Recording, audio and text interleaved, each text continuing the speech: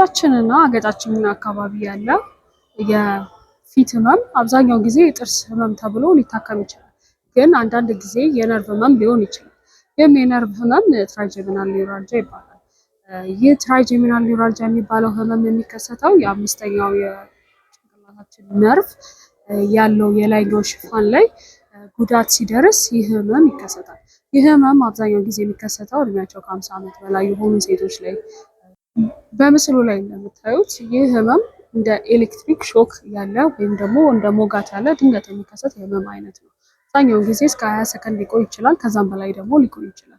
ብዙ ጊዜ አንዱን የፊታችን ክፍል ላይ የሚከሰት ሲሆን ጉንጭና አገጭ አካባቢ ይከሰታል።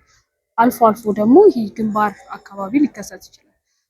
ይህ ህመም ከሚያባብሱ ነገሮች መካከል አንደኛው ጥርስ መቦረሽ፣ ፊታችንን መንካት ወይም ደግሞ ማኘክ ህመሙን ሊያባብሰው ይችላል።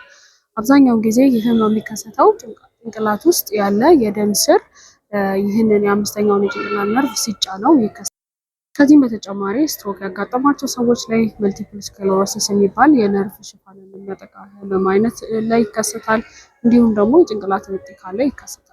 ይህ ህመም ካለ እንዴት መመርመርና መታወቅ ይቻላል የሚለው ነገር ስናይ የመጀመሪያው ምንድነው የተሟላ ምርመራዎች ማድረግ፣ አካባቢው ምን አይነት ህመም ስሜት እንዳለው በበቂ ሁኔታ መጠየቅና የተለያዩ የአካል ምርመራዎችን በማድረግና እንዲሁም ከዚህ በተጨማሪ ቀደም ብዬ እንደጠቀስኩት የደም ስር የመጫን ነገር ካለና የአንጎል ውስጥ እጢ ካለና የተለያዩ የአንጎል ችግሮች ካሉ ኤምአርአይ በመላክ ይህን ህመም ያመጣውን ችግር ማወቅ ይቻላል ማለት ነው።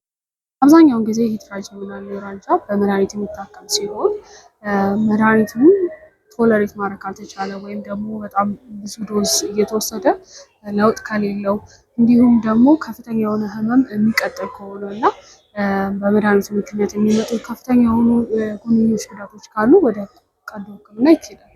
ወደ ቀዶ ህክምናዎችን ስናይ አብዛኛውን ጊዜ የነርቭ በደም ስር ምክንያት መጫን ከሆነ ከላይ በምስሉ ላይ እንደምታዩት ያን የተጫነውን የደም ስር እና በነርቭ መካከል የተለያዩ ማቴሪያሎችን በማስገባት ብዙ ጊዜ ቴፍሎን የሚባል ማቴሪያል በማስገባት ያንን ጫና ማላቀቅ ይሆናል። ይህም ኦፕሬሽን አብዛኛውን ጊዜ ከፍተኛ የሆነ የህመም መቀነስ እና ለውጥ ያመጣል። እንዲሁም መድኃኒቶችንም እስከ ማቆም ይደርሳል ማለት ነው። ይህ የፊት ህመም በጣም ከፍተኛ ከመሆኑ የተነሳ አብዛኞችን ለዲፕሬሽን እንዲሁም ደግሞ ለተለያዩ የስነ አእምሮ ችግሮች የሚዳረግ ስለሆነ ህክምና መደረግ የሚችል እና መዳን የሚችል የህመም አይነት ነው። አንዳንዴ እስከ 10% የሚሆኑት ኬዞች ላይ ምንነቱ እና ምክንያቱ ላይታወቅ ይችላል። አመሰግናለሁ።